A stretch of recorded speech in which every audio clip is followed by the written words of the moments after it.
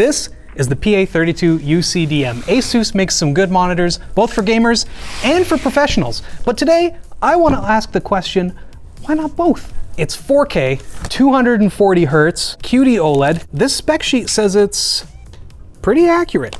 We'll tell you later how accurate it actually is. But the cool thing is that it actually comes with a bunch of different modes built in that you can choose to get the most out of your professional display. Wow. It's even got DICOM. I don't even know what DICOM is. I actually had to look that up for this video. We've also got our USB A to C cable, because this thing's got ports, let me tell you. Good old C13 cable. I don't see a power brick, so it might plug in directly. Some of you hate that, some of you love it. Everyone's different. And then we've got a high-speed, ultra-high, I love saying ultra-high-speed HDMI cable, so it's 2.1. You're gonna need this because this is one of the only monitors that I've opened that doesn't have DisplayPort. At least ever since DisplayPort became a standard. Like, I've opened older monitors that just had like DVI and VGA and stuff, but it was kind of a shocker. And then we've also got a USB-C to C cable. And then we've got this big old aluminum stand that is actually pre-assembled. I don't gotta slide a column into a base this time at all. Cool. Looks very Apple-y on first impression, just because of the gray and the aluminum. It's like a labyrinth of cardboard. Where do I go? I don't know, I'm lost. Will you go all the way down or will you hit the, it's gonna hit the, that's why the box opens up more. Wow. Okay, here we go. Oh my God. Isn't that something? Oh, the TV. Yeah, it looks like a Pro Display XDR because it's got like full aluminum chassis on the back, which is something I haven't really seen from any other monitor maker. You didn't show us the peel. I didn't. You don't get to see the peel this time, I'm sorry. I'm too fascinated by this wild top firing speaker, because that's right, this thing's got speakers, more on that later. But the one problem with the stand, there is absolutely no swivel. So you're gonna have to like angle this thing the way you want it. And like, yeah, it's got the two columns, so it's super sturdy, but like, honestly, I'm a little annoyed that it can't swivel. That's kind of my only complaint. It can pivot when you'll need a vertical 4K 240 Hz QD OLED, I don't know, but you can do this instead of swivel it. It's got height adjustment, and it's also got some tilt. Aside from how uniform this nice gray design is, I actually really do like the base. This is really easy to feed cables through, and then it's nice and flat and kind of thin, so you can just lay stuff over there if you want to. Overall, like, it's very pretty. As for the I/O, we are plugging in straight into the monitor. We've got a Kensington lock, and then down here, we've got our HDMI port, two USB-C, one of them which supports Thunderbolt with DisplayPort and 96 watts of power delivery. So yeah, you're gonna be able to hook up whatever laptop you want to this thing. And then we've got another USB-C, which only does a little bit of charging, and a USB-A. It looks good on the outside, but what about when content is playing on this thing? Let's plug it in after a word from our sponsor. Thanks to Xidax for sponsoring this video. They want to make sure that you're prepped for back to school season before stuff just starts flying off the shelf. So they're actually starting their sale early. Even better, PCs over $1,500 come with a free MSI peripheral bundle that includes a monitor, keyboard, and a mouse. A great option is their Onami Black. It's powered by an AMD Ryzen 7 9800X3D CPU and an RX 9070 XT, and it will look great in just about any setup with its curved tempered glass and dual chamber design. Plus, it'll get shipped out the next business day, so you'll be gaming in no time. Check out the sale by using our link in the video description. In compliance with energy-related regulatory what? The max brightness setting of energy saving mode is fixed. Absolutely not. Exit energy saving.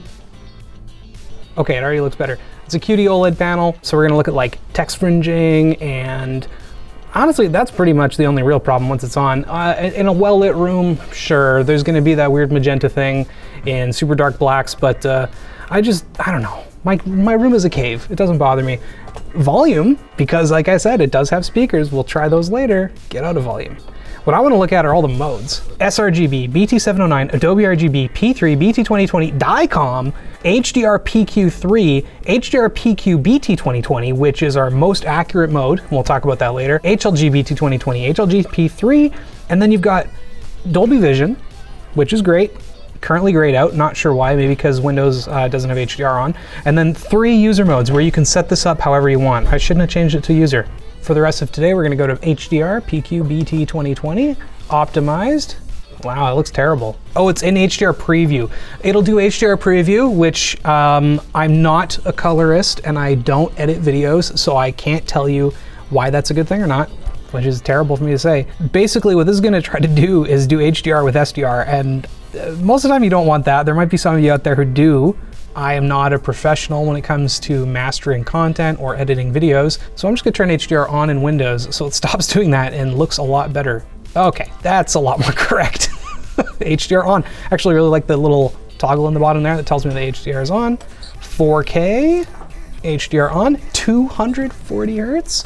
Windows is reporting a peak brightness of 1015 nits. We measured pretty close to that. Their claim is 1000. Okay, we're gonna try our speakers first. Let's wait and see if there's any bass. No. But honestly, those aren't terrible. I just keep being pleasantly surprised by monitor speakers, of all things. Just include them, you guys. Like, it makes for such a nice experience. This is our typical RE footage. QD-OLED, so it's gonna have really amazing viewing angles. Anywhere you look at this thing from, it's basically gonna look incredible. And it really does look stunning, especially in a 4K 31.5-inch display. It just looks good.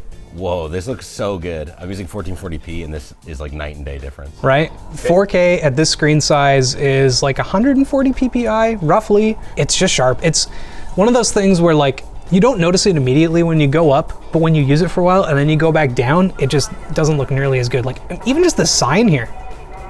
This is great. 240 hertz, 4K, 32-inch. This is basically the display I have at home. It's really hard to say whether or not you need both a high-end gaming monitor and a high-end work display. But if you do, I mean, this is basically it.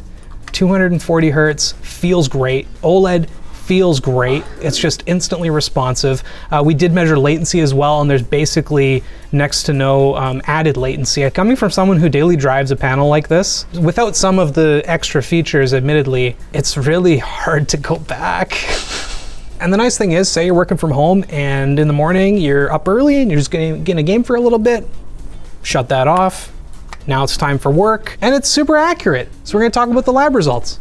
As for SDR, in the sRGB color mode, we tested an average delta E of just 1.16, which is a little higher than their claim of under 1, but it's still quite impressive. In HDR PQ BT 2020 PQ clip 250 nits, we measured a delta E ITP of just 4.03 with a max of 10.05, which is very good, but it's only 250 nits. At max brightness, the results are a little less impressive with a delta E ITP of 22. As for color gamut, we did reach all of their claims, but it's still a lot. Like 80% of BT 2020 is a ton.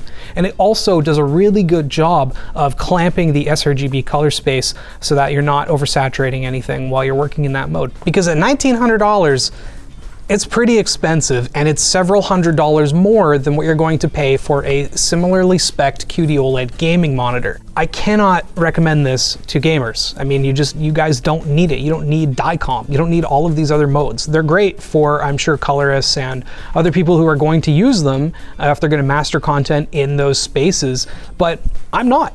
And most of you aren't. Overall, it's a pretty solid monitor, but you're gonna have to ask yourself if it's worth that price. So just use this as a single drop of research in your research bucket before you pull the trigger. Because I'm not a colorist, I'm not a professional editor, I'm just Nicholas Plouffe, and this is a display, and this is ShortCircuit. Thank you for watching. Like, comment, and subscribe. I'll see you guys later.